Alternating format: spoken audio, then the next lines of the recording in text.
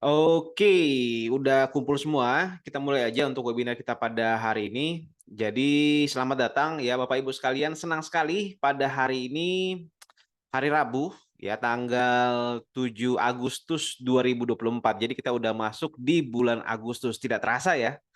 Udah kurang lebih 1 bulan kita aktif untuk setiap pekannya mengadakan, sebenarnya bukan webinar ya, tapi lebih ke sharing dan talk show ya. Untuk teman-teman juga, karena sejauh ini ya kita lihat bahwa perkembangan dalam dunia features itu semakin lama semakin rame gitu ya. Dan banyak sih sebenarnya juga dari ilmu-ilmu yang kita terapkan, yang kita bahas di kesempatan di setiap pekan itu, ternyata bisa dipakai juga di entah itu di dunia saham atau mungkin di cryptocurrency. Dan kemarin sempat banyak juga yang sempat tanyakan ya bahwa tidak hanya dalam dunia features tapi juga dalam beberapa market yang sejauh ini tuh cukup shock ya. Marketnya ada beberapa crash juga di hari Jumat lalu, itu banyak pertanyaan dan saya bilangnya kita gabung aja di webinar ya supaya kita lebih ramai aja gitu. Dan kali ini, wait ya, oke. Dan kali ini kita akan bawa tema ya. Untuk kali ini kita akan lebih membahas mengenai langkah tepat dalam perlindungan modal. Nah, ini saya senang sekali ya untuk di materi-materi yang tentang manajemen resiko dan lain-lain ya. Kalau di pekan lalu kita membahas beberapa hal-hal teknis tentang bagaimana caranya profit, regulasi tentang trading features. Nah, di kali ini, oke, wait, ini ada salah kameranya. Oke. Tapi di kali ini kita akan lebih banyak membahas terkait dengan bagaimana sih caranya kita melindungi modalnya kita supaya modalnya kita ini tidak sampai habis. Oke. Kita sempat bahas di beberapa pekan lalu bahwa dalam dunia futures ini menarik ya, selama modalnya nggak habis, kita masih punya chance, masih punya peluang untuk bisa mendapatkan modal itu kembali atau disebut dengan yang namanya recovery, bahkan bisa berkali lipat lebih banyak daripada total modal awal. Nah, seperti biasa pemateri untuk kali ini sebenarnya ada saya, Doni Wijaya, founder dari Trading Like a Pro, dan juga ada Pak Rusdianto ya, trader dan trading analis dari Central Capital Features. Cuman karena kali ini sangat disayangkan Pak Ferry-nya lagi sakit ya, lagi kurang enak badan. Jadi materi kali ini kayaknya akan saya bawakan sendiri gitu ya. Jadi mudah-mudahan Bapak Ibu sekalian, teman-teman nggak bosan ya. Ini nggak tahu ya kameranya gimana nih. Oke, gini aja ya. Oke, dan seperti biasa untuk webinar kita pada hari ini tentunya disupport dari Central Capital Features, salah satu perusahaan pialang yang mengedepankan edukasi supaya Bapak Ibu sekalian trading tidak buta-buta ya, tidak hanya trading berharapkan keuntungan tapi juga harus siap menghadapi setiap resiko, karena tentu trading dengan mempersiapkan resiko jauh lebih baik dalam trading yang tidak mempersiapkan atau tidak tahu tentang resiko yang ada dalam pasar futures. Dan kita langsung mulai aja ya. Oke. Oke, mungkin saya mau buka di webinar kita atau tema bicaranya kita pada hari ini itu adalah dari salah satu tokoh yang paling banyak dikagumi oleh para trader ataupun investor di seluruh dunia, yaitu adalah Bapak Warren Buffett. Ya, Bapak Warren Buffett ini punya quotes ya atau kalimat yang dia ungkapkan itu adalah aturan pertama dalam berinvestasi ataupun trading adalah jangan kehilangan uang. Wah, ini menarik ya. Aturan kedua adalah jangan lupa aturan nomor satu. Ya, kita tahu tadi ya bahwa aturan nomor satu adalah jangan kehilangan uang. Nah, ini banyak yang terapkan dan juga mungkin banyak disalahartikan oleh sebagian besar trader ataupun sebagian besar investor, bahwa jangan kehilangan uang ini bukan berarti nggak boleh cut loss. Oke, tetapi ketika kita berinvestasi, ketika kita melakukan trading, jangan sampai modal yang kita udah siapkan untuk berinvestasi itu lenyap. Ya, karena ketika modal yang kita siapkan itu habis, tentu kita nggak bisa recovery, mengembalikan dana yang udah keluar atau yang dana yang udah kita cut loss ya, sehingga tentu harapannya nggak ada lagi. Ya, nah tentu bagaimana sih caranya agar tidak kehilangan uang dalam trading futures ataupun trading saham ataupun kripto? Ya, yaitu adalah bagaimana caranya kita bisa melindungi modalnya kita dari resiko terbesar dalam dunia futures. Ya tentunya adalah margin call. Nah, margin call kemarin kita sempat udah bahas juga sama Pak Ferry ya di beberapa pertemuan sebelumnya. Tapi kali ini kita akan lebih menggali lebih dalam tentang bagaimana sih caranya kita melindungi modalnya kita agar modalnya ini jangan sampai hilang, jangan sampai habis. Kalau rugi, itu adalah hal yang wajar dalam trading futures. Semua pedagang, semua trader, semua investor bisa rugi. Tetapi untuk margin call atau bangkrut itu adalah pilihan. Oke, wait. Ini kameranya agak bermasalah ya. Oke. Oke, kita langsung masuk aja ya. Dari Pak Warren Buffett ini menarik ya untuk quotes-nya. Oke. Nah, tadi kita sempat bahas ya tentang perlindungan modal. Pertanyaannya adalah kenapa perlindungan modal itu penting? Oke, sejauh ini yang menariknya kalau kita lihat ya untuk Bapak Ibu mungkin yang pernah ikut webinar trading ataupun sering lihat konten-konten trading itu selalu menggambarkan tentang bagaimana caranya kita menghasilkan dalam dunia futures, bagaimana caranya kita mendapatkan keuntungan yang besar dalam trading saham ataupun kripto ataupun futures, tapi jarang dari para influencer tersebut, jarang dari para mentor tersebut menjelaskan secara rinci, menjelaskan secara pengalamannya mereka, bagaimana sih caranya mereka melindungi modalnya mereka itu agar tidak habis. Ya, itu adalah topik yang sangat menarik ya Bapak Ibu sekalian sehingga sampai sejauh ini bagi sebagian orang yang udah trading tentu pernah merasakan profit. Oke, tetapi untuk melindungi modal, nggak semuanya orang itu bisa melindungi modal mereka dalam melakukan investasi ataupun trading. Karena kenapa? Karena pengalaman, pengetahuan, knowledge tentang perlindungan modal ini adalah kunci bagaimana kita bisa survive di dalam market. Ya, yang pertama tentu adalah untuk mencegah kerugian besar. Ya, kenapa sih perlindungan modal itu penting? Agar kita tidak mengalami kerugian besar. Oke, jadi ada beberapa langkah yang akan harus kita lakukan dalam melakukan trading futures untuk melindungi modal kita, yaitu tentu adalah mencegah kerugian besar. Kita tahu ya dalam dunia futures ataupun di market itu nggak ada yang pasti. Tentu ada probability, ada kemungkinan. Nah, sehingga dalam pengaturan keuangannya kita, jangan sampai kerugian yang kita terima ini akan mengalami dampak yang besar.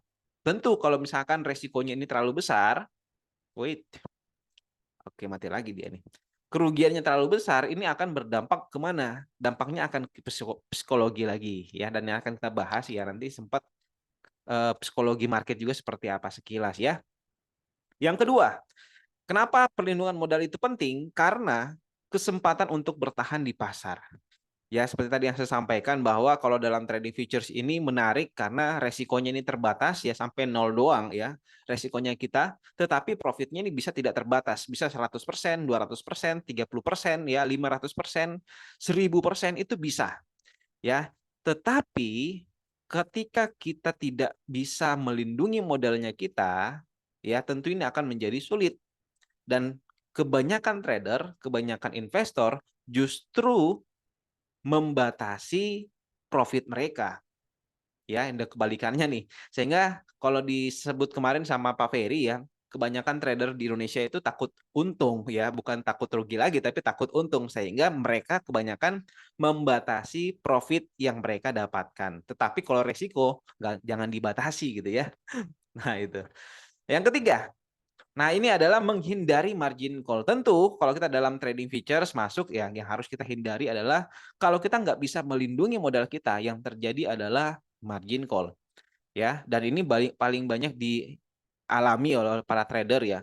Ya, survei menjelaskan bahwa hampir 80-90% trader itu banyak yang margin call. Kenapa? Ya karena pengetahuan ataupun pelaksanaan perlindungan modal ini nggak dijalankan. Karena kenapa? Karena mungkin bagi mereka ini nggak penting.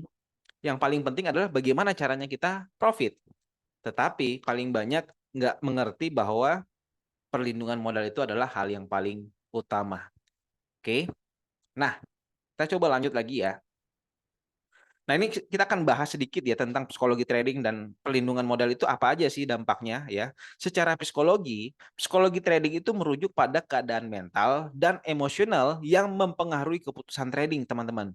Ya, faktor-faktor seperti ketakutan, keserakahan, harapan, penyesalan, ya, itu dapat mempengaruhi kita sebagai seorang trader ataupun investor bereaksi terhadap pasar. Tentu, pemahaman mendalam tentang psikologi trading itu penting. Oke. Nah, untuk apa? Untuk mengelola emosi dan membuat keputusan trading yang rasional.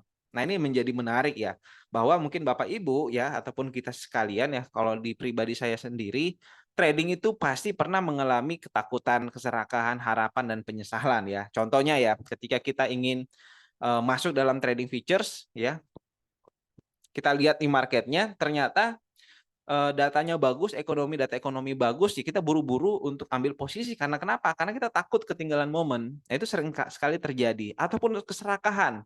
Kita udah profit lumayan, ya. Misalkan kita udah profit, anggaplah $500, tetapi karena kita serakah, ya kita lepas aja, ya. Nah, sehingga hal itu akan menjadi faktor psikologi yang sangat mengganggu tentunya. Ya, dan ini yang paling banyak ya harapan. Kita udah buy, tiba-tiba harganya ternyata turun, ya. Kita udah beli, ternyata harga turun, turun, harapannya kayaknya bisa naik nih, kayaknya bisa naik nih ya. Ternyata makin turun, nggak naik-naik. Nah, harapan itulah yang justru akan mematikan para trader ataupun investor, ya. Jadi harus rasional dalam menyikapi setiap perdagangan transaksi yang ada. Nah, ini penting ya, makanya kenapa kita harus lihat dari sektor psikologi dan juga perlindungan modal. Nah, kalau dari pelindungan modal itu seperti apa, Pak Don? Nah, dari perlindungan modal itu adalah strategi yang digunakan untuk menjaga agar kerugian dalam trading itu tidak terlalu besar dan modal awal itu tetap aman. Itu yang tujuan utamanya kita, ya. Dan ini termasuk penggunaan stop loss, pengukuran posisi dan diversifikasi portofolio. Nah, tentu pelindungan modal ini bertujuan untuk mengurangi resiko dan melindungi nilai investasi kita dari kerugian yang signifikan, ya. Nah, jadi itu adalah tadi pelindungan modal dan psikologi tradingnya. Wait. Nah, hubungannya apa? Ya, ternyata ini saling berhubungan antara psikologi trading dan juga pelindungan modal. Oke. Nah, apa hubungannya? Nah, ini mungkin Bapak Ibu sekalian yang udah pernah trading pasti pernah merasakan yang namanya ketiga hal ini, ya. Bagaimana perlindungan modal itu mempengaruhi psikologi trading. Wait, kok kameranya gini ya? Oke. Nah, ini aja. Wait.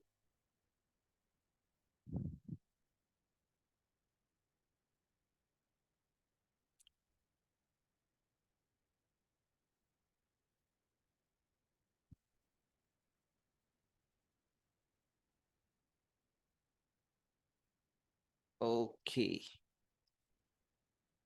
Nah, oke. Udah lancar ya.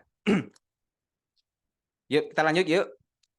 Jadi bagaimana sih perlindungan modal itu mempengaruhi psikologi trading? Kenapa sih perlindungan modal itu penting? Apa sih dampaknya ketika kita sebagai seorang trader ataupun investor tidak bisa atau tidak mampu dalam mengelola atau melindungi modal kita? Tentu ini akan dampaknya kemana?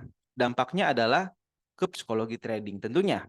Ya, yang pertama, ketika kita tidak mampu atau tidak memiliki pengetahuan untuk melindungi modal, hal yang pertama akan kita rasakan sebagai seorang trader ataupun investor adalah kita akan mengalami stres dan ketakutan.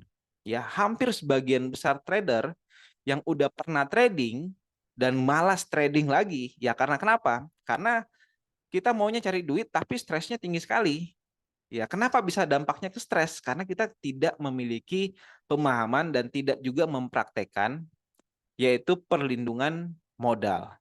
Ya, sehingga yang terjadi adalah mempengaruhi psikologi trading kita. Kita akan sering mudah mengalami stres dan juga sering mengalami ketakutan. Bahkan ada beberapa yang mungkin nggak bisa tidur ya gara-gara trading. Jadi kalau trading itu ibaratnya begadang terus ya, nggak mau tidur ya karena mau lihat market terus. Dan ini adalah karena kita nggak bisa tidak menerapkan perlindungan modal dalam menjalankan tradingnya kita ya. Nah ini tadi saya sebutkan ya, dengan adanya rencana perlindungan modal yang baik, kalau kita bisa melindungi modal kita ya dengan baik, tentu kita dapat mengurangi rasa takut akan kerugian yang besar. Oke, sehingga kita mengetahui bahwa resiko telah dikelola dengan baik itu bisa dapat memberikan ketenangan pikiran. Oke, dan juga mengurangi stres yang mungkin dialami pada saat kita trading, ya. Jadi perlindungan modal ini bisa membantu kita mengurangi rasa stres karena kita udah bisa membatasi jumlah kerugian jangan sampai terlalu besar. Ya, seperti tadi saya sebutkan, kalau kerugiannya ini tidak terlalu besar ataupun kerugiannya tidak semua rugi, kita masih bisa recovery, ya. Nah, oleh karena itu perlindungan modal ini sangat penting untuk mengurangi rasa stres kita dan rasa ketakutannya kita. Nah, lalu yang kedua itu adalah meningkatkan kepercayaan diri. Nah, apa hubungannya meningkatkan kepercayaan diri sama trading ya, sama pengelolaan resiko? Nah, jadi strategi perlindungan modal yang efektif itu dapat meningkatkan kepercayaan diri seorang trader. Nah, pada saat trader tahu bahwa mereka telah mengambil langkah-langkah untuk melindungi modal mereka, mereka cenderung merasa lebih percaya diri dalam mengambil keputusan trading, ya. Ya, ini menyebutkan bahwa salah dalam analisa itu adalah hal yang wajar. Tetapi ketika pada saat mengalami kesalahan, kita udah tahu ya dan kita udah bisa membatasi sehingga kita bisa jauh lebih percaya diri bahwa kita meyakini tidak semua transaksi yang kita lakukan itu pasti profit. Oke, tetapi kita udah bisa membatasi pada saat terjadi resiko, terjadi hal yang tidak kita inginkan, kita udah tahu harus ngapain. Ya, itu intinya untuk perlindungan modal. Nah, yang ketiga, tentu adalah mencegah keputusan emosional, ya. Sorry, saya ulang ya, mencegah keputusan yang emosional. Nah, ini paling banyak kejadian dan ini paling banyak menimpa para trader, entah itu trader yang masih pemula, entah itu trader yang udah lama, ya. Pada saat trading itu bawaannya mau pencet terus ya, kebawa emosi terus, ingin balas dendam terus ya. Dan ini adalah hal yang wajib dihindari. Karena kenapa? Ketika kita udah memiliki kemampuan atau memiliki knowledge tentang perlindungan modal, ini akan membantu kita mencegah membuat keputusan trading yang didasarkan pada emosi. Oke, dan memiliki rencana yang jelas untuk melindungi modal kita. Nah, sehingga trader lebih cenderung berpegang pada strategi mereka dan menghindari reaksi emosional terhadap fluktuasi pasar. Nah, ini paling penting ya. Ketika biasanya kebanyakan trader ketika tidak memiliki strategi yang jelas ya, tidak memahami tentang perlindungan modal, tentu kita akan asal masuk aja. Ya, kita lihat ada apa momentum-momentum yang emosional kita langsung entry aja karena itu banyak ya cerita ya kasus-kasus juga teman-teman yang trading karena mungkin nggak ada posisi yang kebuka jadi akhirnya gabut ya nggak tahu mau ngapain akhirnya entry aja gitu karena alasannya ditanya kenapa entry Pak ya karena gabut aja Pak nggak enak kalau nggak ada posisi di dalam ya. Nah itu jadi alasan-alasan kita mengambil keputusan yang emosional. Tapi ketika kita udah memahami tentang pentingnya untuk melindungi modal itu, nah kita tentu akan melakukan transaksi sesuai dengan strategi dan planning yang udah kita siapkan. Oke.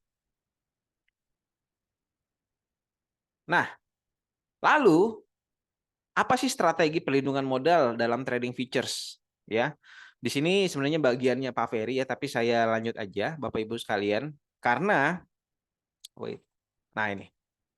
Strategi perlindungan modal. Nah, kalau kita melihat dalam trading futures, tentu ketika entry ada profit ya. Profitnya bisa batasin. Nah, tapi ketika terjadi resiko, apa yang harus kita lakukan? Ketika kita beli, nyatanya harganya turun, ataupun kita sell, harganya malah naik, apa yang harus kita lakukan? Nah, ini adalah strategi-strategi yang harus dipikirkan, harus diterapkan oleh para trader ataupun investor ya. Ketika kita memiliki planning A dan itu tidak jalan, apa yang harus kita lakukan? Apa planning B-nya? Apa planning C-nya? Apa planning D-nya dan seterusnya. Oke, dan kerap kali kebanyakan trader itu kalah di market atau habis di market karena tidak memiliki strategi ataupun planning ketika terjadi hal yang tidak diharapkan. Oke, atau kita sebut sebagai kurangnya pengalaman dalam melindungi modal mereka. Oke, dan ini adalah hal yang sangat mahal yang dilakukan oleh para trader. Karena kenapa? Strategi perlindungan modal ini sangat efektif untuk Bapak Ibu sekalian dan ini bisa didapat dari pengalaman. Ya, kalau kita belum pernah mengalami masalah duit hilang atau habis dalam trading futures, kita nggak akan mengerti bahwa pentingnya strategi perlindungan modal ini dalam trading futures. Karena kenapa? Karena kita belum pernah mengalami uang yang hilang. Tetapi ketika kita pernah mengalami rugi ataupun habis dalam dunia futures, kita harus tahu berarti ya, ini penting ya. Dalam trading futures itu paling penting bukan profit, tetapi bagaimana yang harus kita lakukan pada saat terjadi kerugian.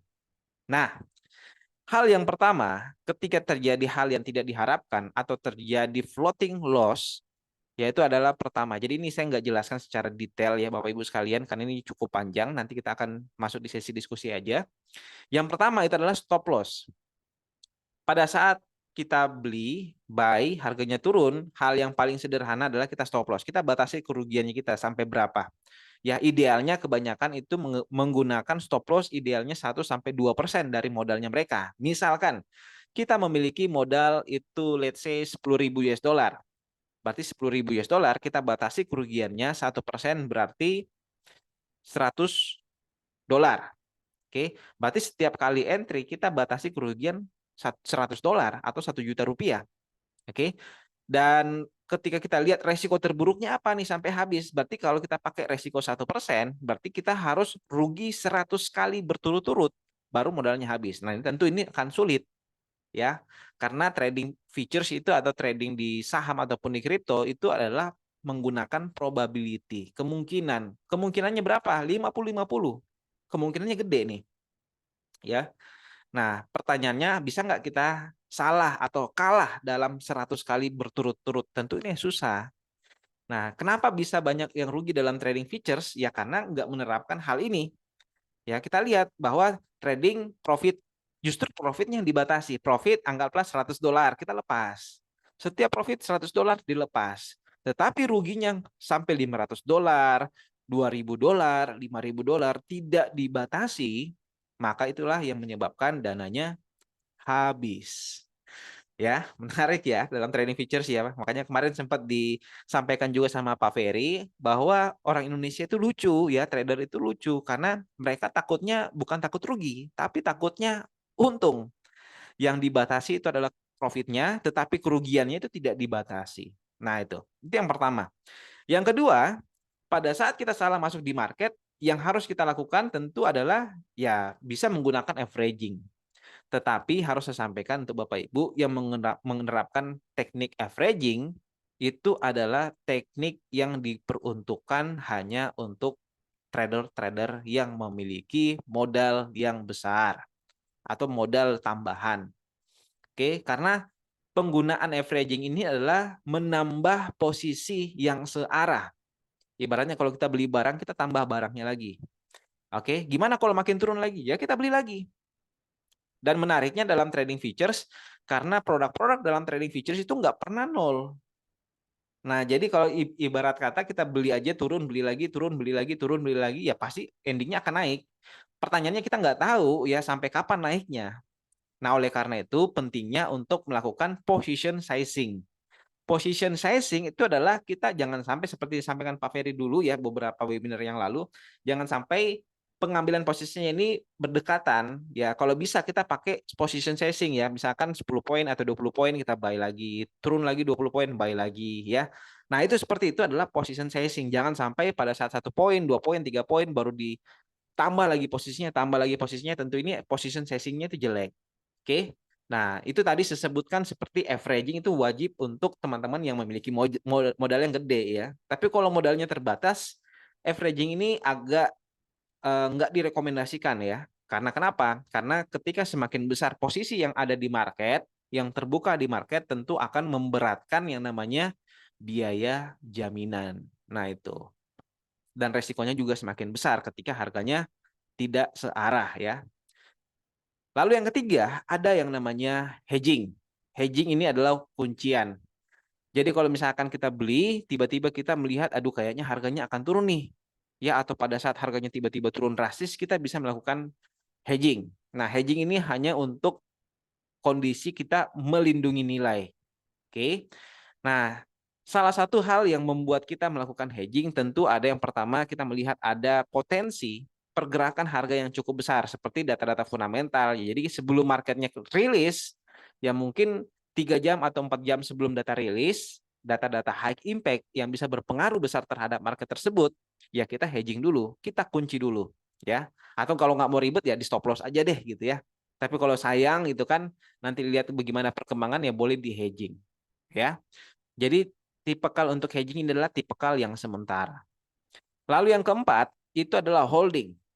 Holding ini ya sederhananya ketika kita beli harga tidak sesuai dengan harapan, harganya malah turun, yang kita lakukan adalah ya bisa ditahan. Dan ini paling banyak dialami, paling banyak dilakukan oleh para uh, investor ya, investor di saham ya. Kita lihat ya sejauh ini saham-saham bursa Indonesia, IDX itu kebanyakan saham-saham itu pada turun. Oke, yang dilakukan oleh para investor itu kebanyakan kalau nggak di cut loss, mereka masih survive, masih mau fight di dalam, mereka lakukan yang namanya holding, tahan posisi mereka. Karena mereka meyakini suatu saat harganya akan naik lagi, ya.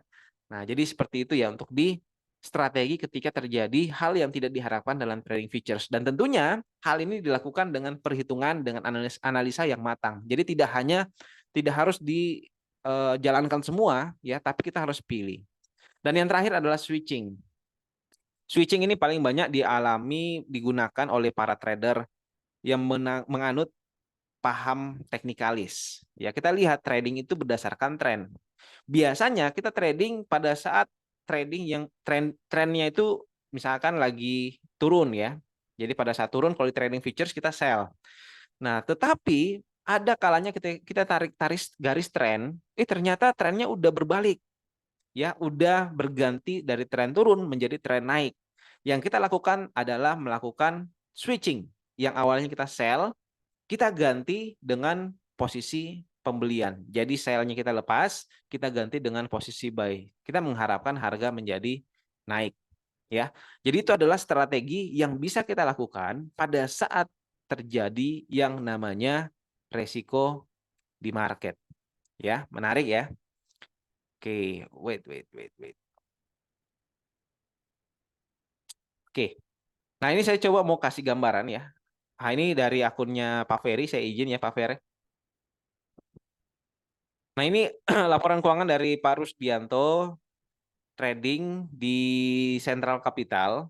Nah, ini saya mau kasih lihat ya di laporan keuangan yang dilakukan sama Pak Rusdianto. Jadi Pak Rusdianto ini profit udah 112% dari modal yang distorkan. Jadi modalnya itu adalah 20.000 US dollar. Terus profitnya udah 22.455 dan sekarang masih ada beberapa yang ke floating nih. Nah, yang menarik ya tentu kita lihat ya. Yang menarik yang akan kita bahas pada kali ini adalah posisi yang ke floatingnya. Karena ini lagi kebuka nih ya. Kalau yang udah profit mah ini nggak bisa nggak usah dibahas ya karena udah terlihat udah profit ya. Tetapi yang kita mau lihat adalah bagaimana caranya Pak Rusdianto ini dalam menyikapi pada saat harganya turun ya, dia udah beli ternyata harganya nggak naik malah turun, apa yang dilakukan? Nah, di sini kita lihat ini adalah posisi yang kebuka ya. Ini adalah posisi yang kebuka. Eh ada simbolnya XAUUSD berarti ini emas ya. Jadi dia beli ini tipenya buy satu lot di harga 2418 ya. Di awalnya beli ternyata harganya nggak naik, malah harganya turun. Oke, harga turun yang dilakukan sama Pak Ferry atau Pak Rusdianto ini adalah ternyata menggunakan strategi averaging ya atau position sizing. Nah, menariknya ini adalah position sizing yang benar. Jadi position sizing itu Pak Ferry ini menerapkan pada saat harga turun 22 poin ya selisih dari 2418 ke 2396 itu adalah selisihnya 22 poin. Nah, ini udah benar. Jadi pada saat terjadi harga yang tidak diharapkan, harga turun, Pak Ferry ini atau Pak Rusdianto ini melakukan transaksi buy lagi di bawah. Ya, hitungannya harga mungkin murah menurut beliau ya. Jadi dia turun lagi, akhirnya dia beli buy lagi di bawah. Dan di bawah ini ada menarik lagi nih. Ada yang namanya buy limit. Buy limit itu artinya pada saat nanti harga turun lagi, dia udah siap akan melakukan pembelian lagi di harga berapa? Di 2375. Ya. Jadi yang menarik yang kita lihat di sini adalah kenapa sih Pak Rusdianto ini menerapkan yang namanya position sizing?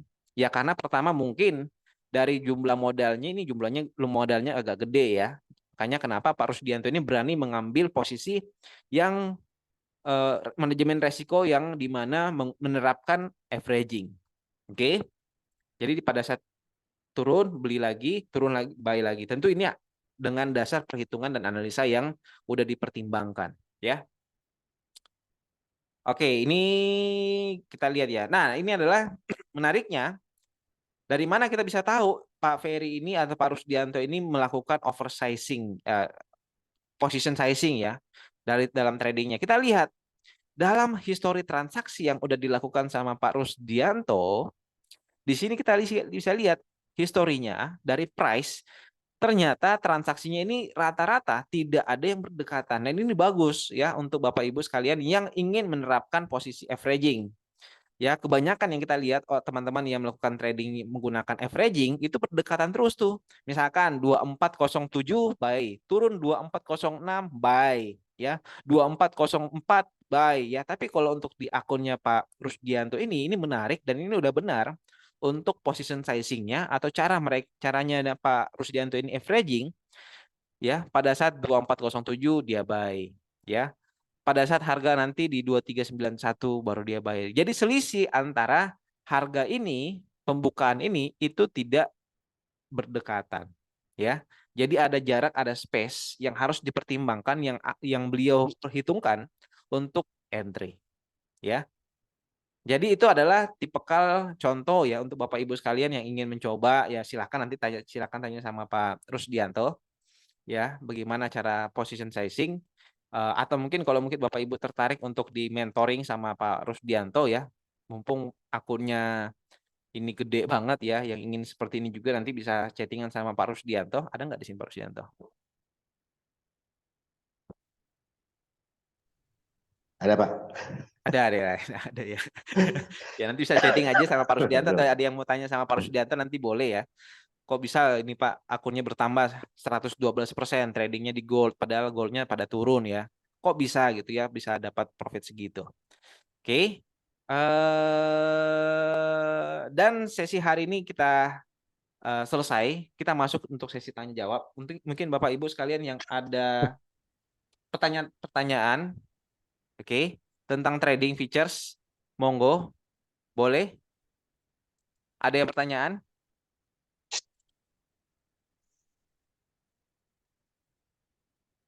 Atau mungkin Pak Ferry dulu coba. Pak Ferry, Ya. gimana tuh caranya dapat profit segitu tuh? Saya sih penasaran ya. Kok bisa dapat profit sampai berapa nih? 112% tuh gimana caranya? Ya, mana ya? Pasti kita lihat juga pergerakan harga ya. Kita lihat pergerakan harga secara teknikal. Ya juga kita lihat faktor fundamentalnya ya. Kenapa saya berani buy dan buy, bahkan saya pasang limit buy. Eh, saya lihatnya lebih ke fundamentalnya ya, lebih ke fundamentalnya. Oke. Secara fundamental kan keadaan sekarang sedang kurang kurang kondusif ya gitu loh. Jadi sedang bergejolak lah. Yang itu untuk produk gold agak sensitif dengan yang namanya fundamental. Kalau Ya. misalkan terjadi perang, makanya kembali ke prinsipnya buy the rumor sell the fact. Isunya kan ini mau ada perang besar ya. Ya, betul betul. Nah, jadi saya sudah persiapkan itu untuk hold buy, tentu dengan pertimbangan bahwa kalau saya sampai masuk kena lagi di limit order, di limit buy limit yang di 2375, kalau saya kena lagi di situ, tentu equity saya masih tahan. Yang pertama, yang kedua margin level saya juga masih tahan ya, makanya saya berani di situ. Karena pertimbangan, saya ada beberapa pertimbangan lah, gitu. Termasuk pada range pergerakan harganya daily, weekly itu masih tahan lah untuk nahan. Seandainya harga masih turun pun ya, seandainya harga Ya. masih turun juga masih tahan gitu. Saya punya equity masih bisa bertahan gitu. Dan saya kalau misalnya kena di 2375 tentu beban untuk kembali ke break even itu pasti lebih lebih sedikit ya gitu loh. Betul, betul. Gitu lebih sedikit. Makanya saya berani ambil di situ. Kalau semuanya itu saya lakukan sama ya dari awal. Jadi saya selalu menghitung pergerakan daily-nya berapa. Lalu saya ambil average-nya di berapa poin gitu loh. Biasanya kalau dalam belakangan ini naik atau turun itu kita pasti dapat. Cuman ya itu kita kembali ke berapa kuat kita punya equity. Ya, Oke. berapa kuat kita punya equity sustaining-nya ini kuat nggak untuk nahan pergerakan minimal minimal pergerakan 1 hari. Kalau kita average, kalau kita kira-kira nggak kuat average nahan average ya kita nggak average, kita hold aja Oke, gitu. oke. Betul, betul. Karena kalau sekarang kalau misalkan saya mau ambil switching, kayaknya justru lebih beresiko karena harga bisa bolak-balik tiba-tiba kan. Gitu. Betul, betul. Bisa bolak-balik tiba-tiba. Nanti jangan sampai kita udah switching, terus harga tiba-tiba berbalik, malah itu nambah resiko buat saya gitu. Jadi Oke, betul. pada dasarnya kan kembali ke itu. Kalau mau averaging itu semakin jauh jaraknya kan semakin bagus ya. Apalagi Ya. sekarang pergerakan rata-rata kan minimal 30 poin, 40 poin 1 hari gitu. Sebetulnya itu enak sekali untuk averaging sebetulnya gitu. Begitu harga udah masuk di range 30 sampai 40 poin, kalau kita buy lagi di bawah minimal dia kembali ke tengah gitu. Jadi ya paling tidak averagingnya posisi yang kedua masih bisa profit lah kayak Oke. gitu. Tapi rata-rata kalau dari transaksi yang dipakai sama Pak Ferry atau Pak Rusdianto ini pakai lebih banyak doyannya pakai strategi trading yang mana nih, Pak? Kita kebanyakan pakai stop loss, position sizing, hedging, holding, switching. Tapi kalau saya lihat nih kebanyakan averaging ya. Averaging, Pak. Karena apa ya? Karena equity. Equity, betul, betul, betul. Ya, equity saya memadai untuk menggunakan averaging. Kalau misalkan equity-nya nggak memadai, ya artinya dalam modal yang relatif kecil, ya Batas ya, betul. pasti saya menggunakan stop loss. Ya, gitu. Betul, betul, betul, betul. Supaya jadi Tapi saya kalau pakai untuk stop di loss. Tapi kalau Tapi kalau untuk dalam pelaksanaan di account-nya itu, ini yang saya mau tertarik ya. Kan biasa kalau kita melakukan averaging atau menggunakan position sizing, itu kan pasti ada perhitungan ya. Perhitungan ya, kita buy-nya selisihnya berapa poin ya baru kita beli lagi ya. oke. Kalau di Pak Rusdianto kemarin itu pakainya berapa poin nih selisihnya baru baru kita bisa masuk lagi nih untuk buy lagi misalkan ya pada turun buy lagi atau turun lagi buy. Ah, Kira-kira berapa sih jaraknya yang ada aman du- Pak Ferry ya? ada dua sih yang saya jadi patokan saya. Pertama, daily movement rata-rata ya. Rata-rata pergerakan harian itu berapa poin? Ya, Oke. saya ambil 50%-nya. Ya, 50%-nya. Jadi kalau 1 hari pergerakannya 40 poin, kita rata-rata berarti dia 20 poin ya saya ambil. Gitu loh. Atau kalau Oh, misalnya dalam 1 minggu ini rata-rata 30 poin, ya 15 poin saya ambil. Gitu. Itu yang pertama. Yang oke, kedua oke. ya saya lihat di support resistance-nya. Oke, Gitu. super resisten. Saya lihat di support resistance-nya. Seandainya harganya sudah mendekati support, tapi jaraknya itu belum belum kelihatan jaraknya nggak terlalu jauh ya, tapi juga nggak terlalu dekat ya, nggak terlalu jauh, nggak terlalu dekat. Lalu harga sudah mendekati support dan di support itu memang terindikasi itu strong support, saya bisa ambil lagi di situ, gitu. Oke. Karena Nah, kan tapi kalau strong support itu kan justru di situ titik pantulnya kan susah dijebol, gitu. betul, betul, betul. Nah, makanya di situ tadi ada saya saya pakai ada saya buy lagi di selisih 22 poin saya ada buy lagi, ada average di situ. Mm-mm. Lalu karena saya rasa di situ strong ya, saya lihat di situ strong support cukup strong ya. Nah, makanya saya pakai limit lagi di bawah di 33 di 2375. Seandainya itu jebol di situ, ya saya bisa dapat di 75. Harga lebih baik, harga lebih bagus. Kan logikanya gitu. Di harga Oke. yang lebih tinggi saya berani beli, masa di harga yang lebih rendah saya nggak berani beli. Nah, sedangkan saya punya equity cukup gitu. Nah, betul. Berarti berarti nggak apa ya, nggak apa ya, harus dilihat juga ya dari ketahanan dananya seperti apa ya. Oh iya, pasti harus itu. Karena kalau enggak nanti nggak terkontrol ya, gitu. Betul, Equity betul. kalau jarak terlalu dekat juga kan nggak bagus, ya. Ya, Equity-nya masih gede tapi jaraknya terlalu dekat, equity-nya besar, margin levelnya ngedrop, gitu. Ya kita harus perhitungkan juga margin level, betul, gitu. betul. Nah, ini yang menarik lagi nih Pak Ferry ya. Ini saya lihat ya dari laporan keuangannya tadi, yang menarik bagi saya itu kan biasanya ya, kalau kita trading itu profitnya yang dibatasi ya. Tapi kalau saya lihat di sini tuh profitnya pada saat trading kayaknya gede-gede nih. Ada yang sampai 20 poin, ada yang sampai, Hmm. ini berapa nih? 50 poin nih kayaknya ya. Ini ada nih Hah? ya. Oh sorry, 25 poin ya. 25 poin yang Heeh, ini ya. heeh, Dua lot heeh, dia profitnya udah 5.000. heeh. Nah, terus ada beberapa yang kecil-kecil ya, tapi yang gede-gede itu yang ini nih ya, yang 1.000, Ya, yang 5.000. Kok kuat ya tahan-tahan posisi sampai profit gede gitu ya? heeh. Ya karena kan gini, saya lihat support resistannya itu yang pertama toh, Oke, support resistannya daily, ya daily daily betul. support resistan. Nah, tapi saya juga lihat support resistannya yang weekly. Oke, Saya digabung rasa berarti jarang ya. itu. Saya rasa itu jarang. Jadi artinya gini, kalau secara daily ini sudah profit nih, ya. Oke, oke. Cuman kalau secara weekly-nya secara weekly-nya masih ada peluang harga itu untuk naik lebih tinggi, ya saya hold aja, saya floating. Besok dapat kok gitu loh. Ah, betul. Oh, karena ya tapi kembali ke tadi, karena saya punya equity yang memadai untuk saya hold ini posisi.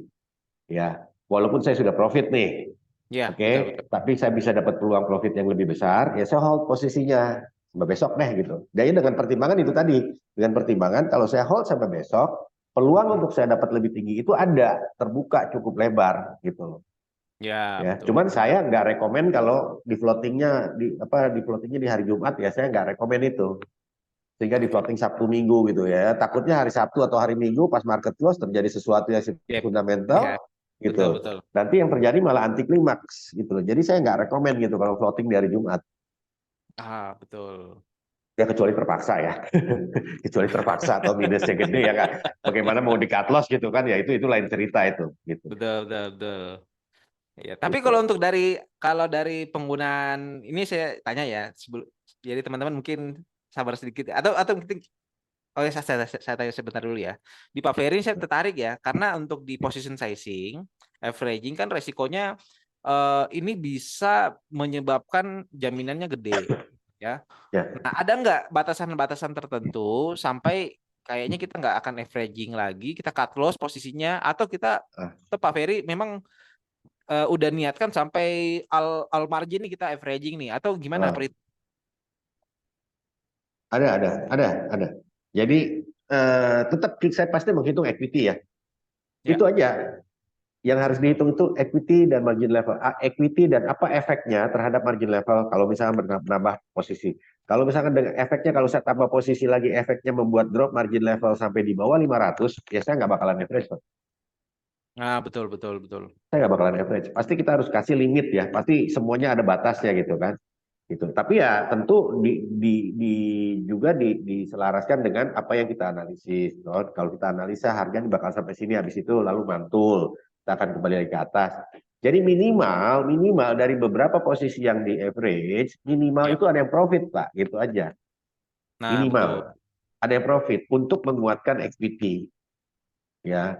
Gitu. Nanti saya bukanya bertahap gitu. Ada yang ditahan sampai profit semua, ya kalau memungkinkan ya bisa, tapi kalau tidak kan dibuka bertahap aja. Begitu yang satu udah profit, ya kayak saya di situ kan ada profit 1.000 ya saya lepas dulu.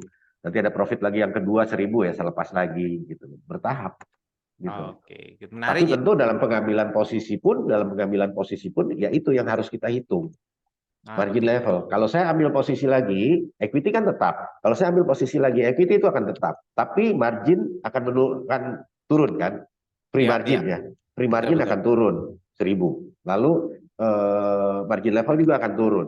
Ya itu yang kita hitung. Kalau saya ambil lagi margin level turun sekian, masih tahan nggak nih? Tahannya terhadap penurunan satu satu posisi enggak. Total posisi itu kalau kita average 3 ya, Mm, kita mm. average 3, buy 1, buy 2, buy 3. Ya, buy pertama, buy kedua, buy ketiga. Ya tentu kita hitung imbasnya dari 3 ini kan langsung dikali 3 poin. Kalau 3 poin turun berapa nih? Ya, betul Oh, betul. efeknya terhadap margin level ini ngedropnya berapa? Seberapa cepat dia turun?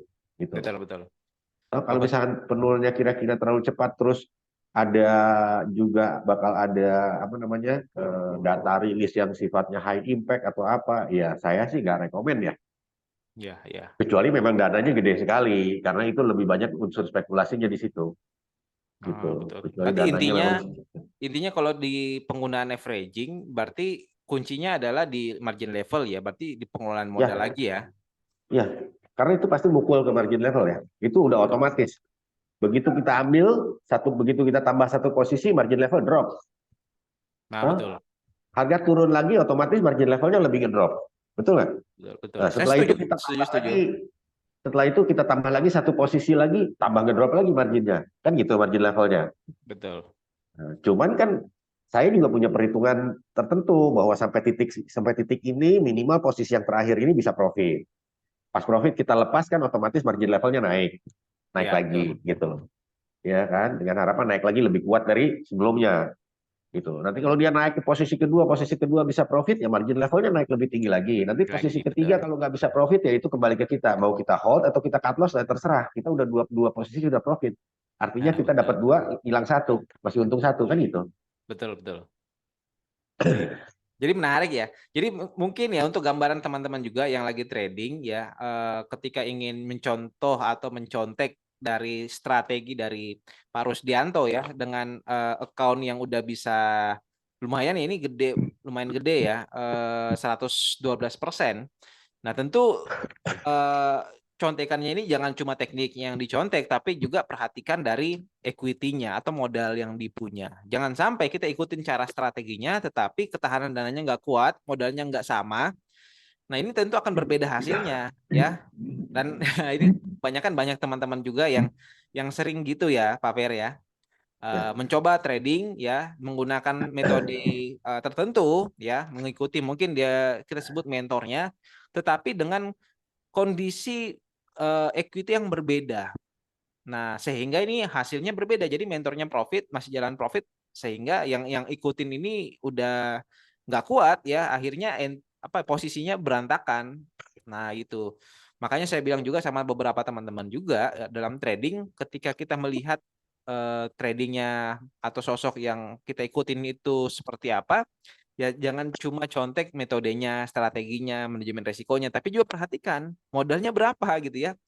Kalau dia tipikalnya averaging, ya kita lihat juga modalnya berapa. Jangan sampai modalnya kita terlalu kecil untuk mengikuti manajemen resiko atau strategi yang diterapkan sama eh, coachingnya atau mentornya. Nah itu ya seperti itu ya kalau saya lihat ya Pak Fer ya.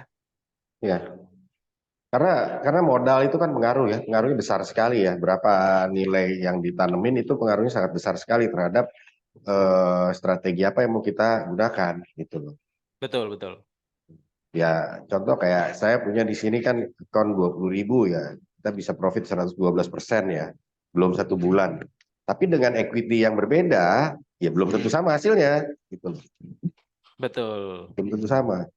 Nah, ini ada pertanyaan menarik nih Pak Fer ya. Ini kita coba gali sama-sama ya. Sini ada dari Pak Nur Alam tuh bilang menurut Bapak manajemen resiko apa yang paling bagus? Nah, ini tadi berkaitan dengan yang kita diskusikan ya.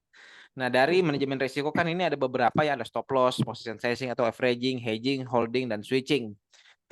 Nah, kalau ditanya nih pertanyaannya, kalau menurut saya manajemen resiko apa yang paling bagus ya? Kalau mungkin saya jawab manajemen resiko yang paling bagus adalah manajemen resiko yang mengikuti modal yang ada gitu ya. Ya, betul. Jadi manajemen resiko apa yang paling bagus? Ya tergantung kembali ke berapa modalnya.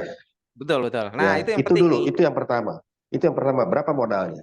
Itu yang paling pertama. Gitu, toh. Sekarang kalau mau dikatakan apa tadi manajemen resiko apa yang paling bagus? Ya saya bisa katakan yang paling bagus satu, Ya, top up.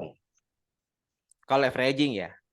Ya, top up, kuatkan modal. Udah, itu manajemen resiko loh. Ya, Betul, itu betul. manajemen resiko. Karena tujuan dari manajemen resiko itu adalah menghindarkan kita dari resiko. Ya, Ya, oh harga nah balik lagi ya biasa gitu ya. top up itu menghindarkan kita dari resiko. Masalahnya kan berapa top upnya kan gitu.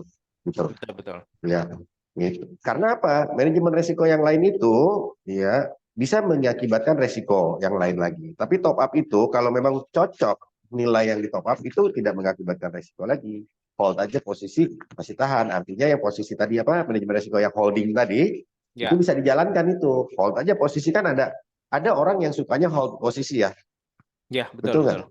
Nah, tapi dia nggak paham bahwa hold posisi itu cocoknya untuk yang dananya besar. Kalau untuk dananya kecil itu nggak cocok gitu loh. Karena apa? Ya kalau marketnya larinya lagi nyeret ya keseret gitu, nggak bisa nahan.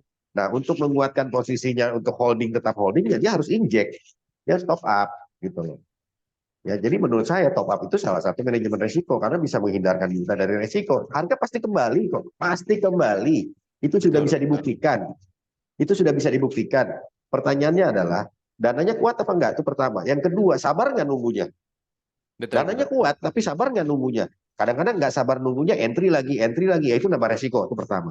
Ada juga sabar nggak nunggunya? Nggak sabar nunggunya di cut loss. Gitu. Betul, betul. Kalau nggak Gitu. sabar ya karena lo mau tidak mau kan cut. Ya, ya.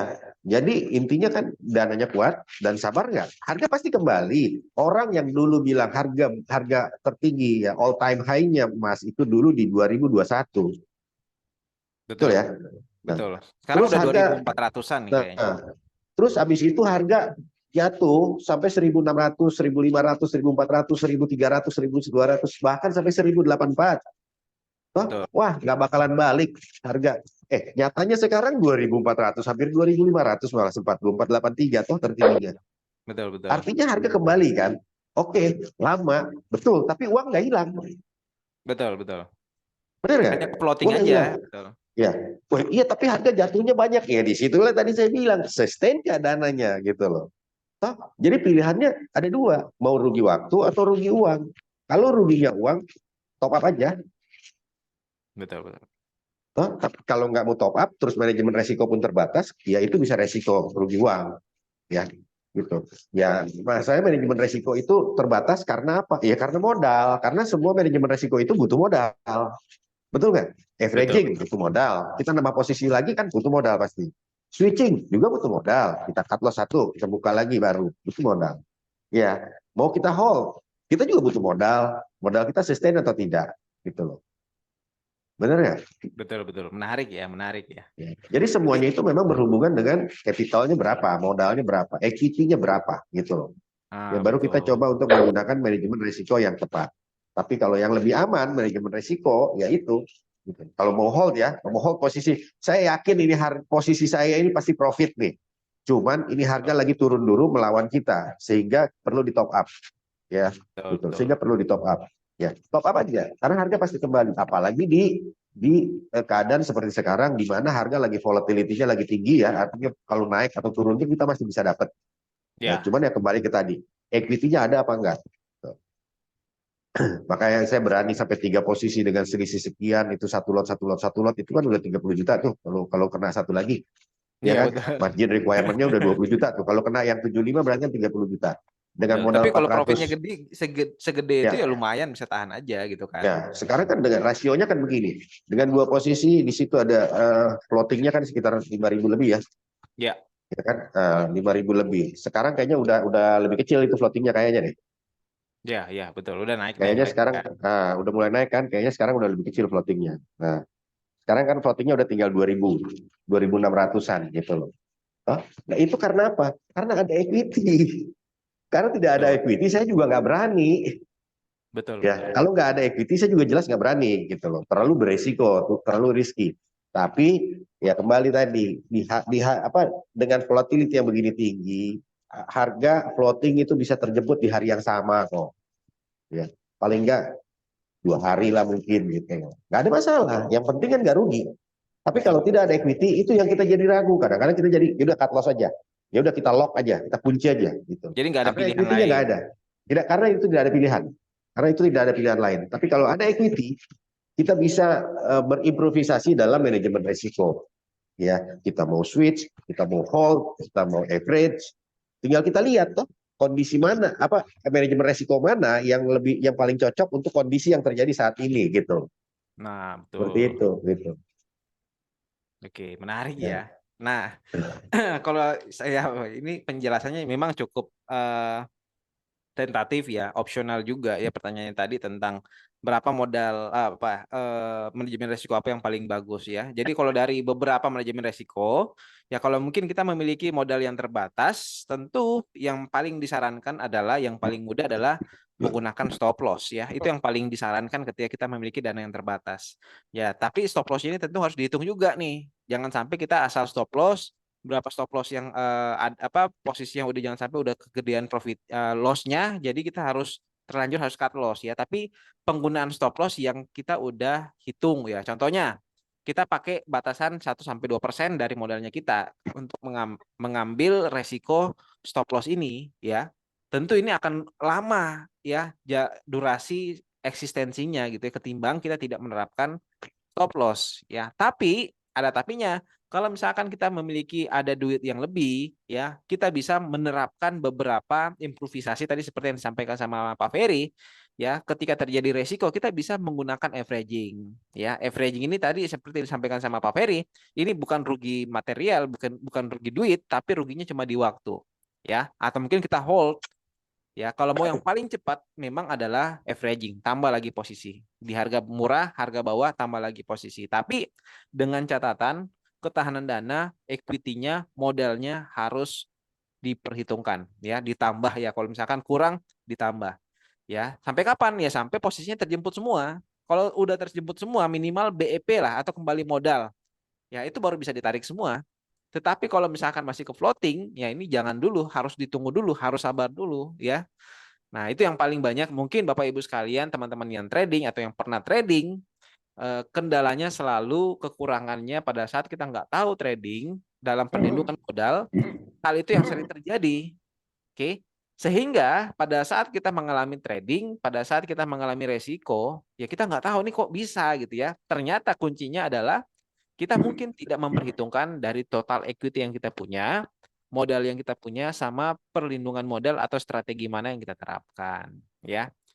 Tapi kalau untuk di Pak Ferry sendiri ya, kalau misalkan kita pakainya averaging ya, kalau averaging itu kira-kira modalnya minimal berapa sih Pak Ferry ya? Kalau misalkan kita mau trading di gold ya, XAU, idealnya Ya, berapa ya?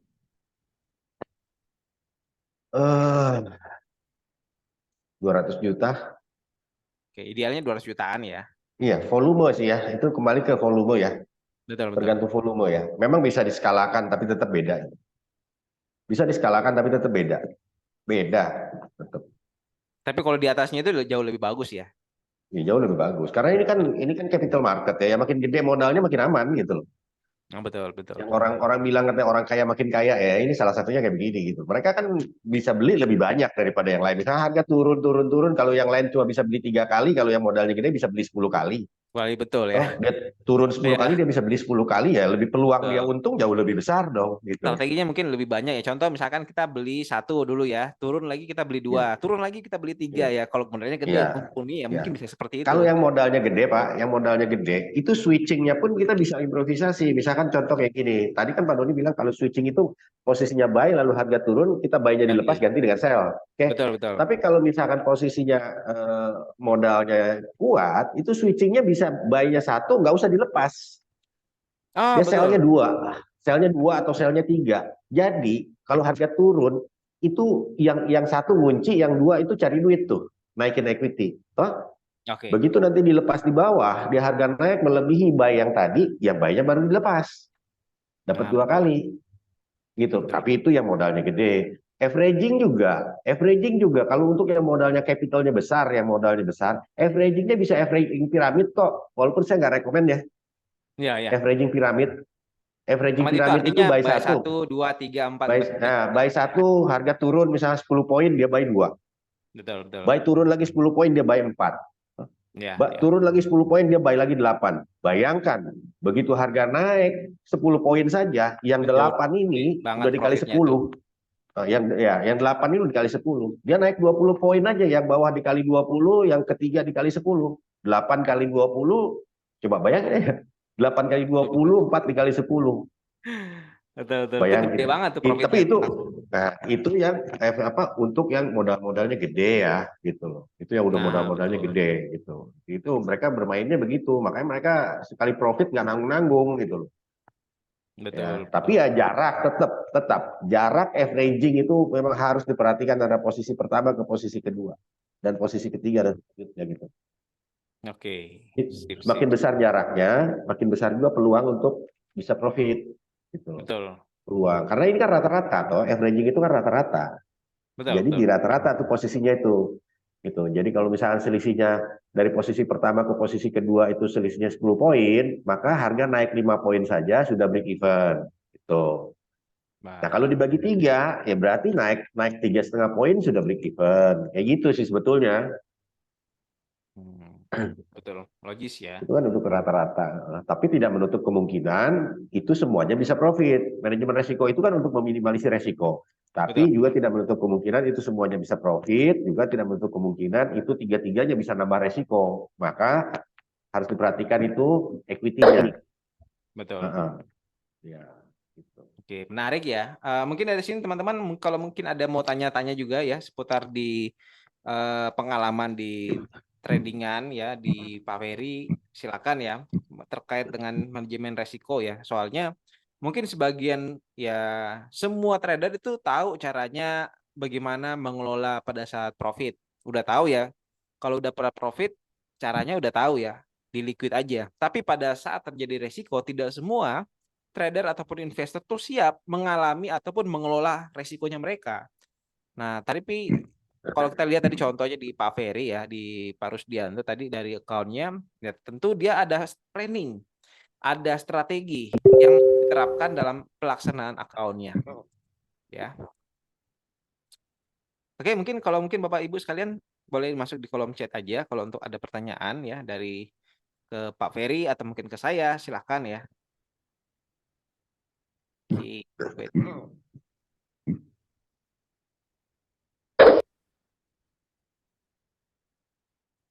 oke, kayaknya udah aman nih kayaknya nih. Kayaknya udah terjawab semua nih. Tapi nggak tahu ya, mungkin Bapak Ibu sekalian juga kalau ada mau tanya yang lebih lanjut ya, karena mengingat waktu juga ini udah 1 jam durasinya, kita nggak bisa lama-lama juga.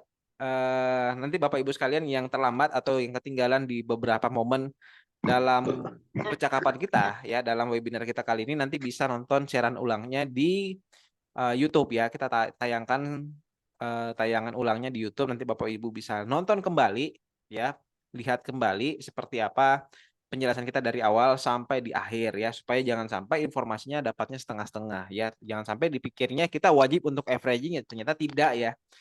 Nah, oke, mungkin itu aja ya. Mungkin kita sampaikan di webinar kita pada kali ini cukup menarik ya. Terlebih lagi kita lihat juga tadi ada account dari Pak Rusdianto, contoh dari tradingannya yang udah luar biasa ya, tradingnya udah sampai 112% ya, dan itu tentu tidak mudah ya dalam pengelolaan keuangan seperti itu ya, butuh mental yang kuat, psikologi yang baik dalam menjalankan account yang dijalankan sama Pak Rusdianto. Nah, akhir kata mungkin ya terima kasih banyak untuk Pak Rusdianto ya udah sharing juga pengalamannya, udah sharing juga di accountnya. Dan juga teman-teman terima kasih banyak udah mengikuti partisipasi di webinar kita kali ini. Semoga di kegiatan kita pada hari ini itu bisa menambah wawasan, menambah referensi ya untuk Bapak Ibu sekalian ya, supaya sudah bisa siap mengantisipasi terjadi resiko ya, karena profit itu adalah hal yang mutlak ya, yang harus dialami, yang harus didapatkan oleh setiap trader ataupun investor. Tetapi harus siap juga dalam mengelola resikonya. Oke, itu aja mungkin saya sampaikan pada kali ini. Bapak Ibu sekalian, terima kasih banyak udah mengikuti webinar kita pada hari ini dan sampai jumpa di webinar-webinar kita dari Central Capital Futures di pekan-pekan kedepannya. Ya, akhir kata saya tutup dengan ucapan Assalamualaikum warahmatullahi wabarakatuh dan happy trading Bapak Ibu sekalian.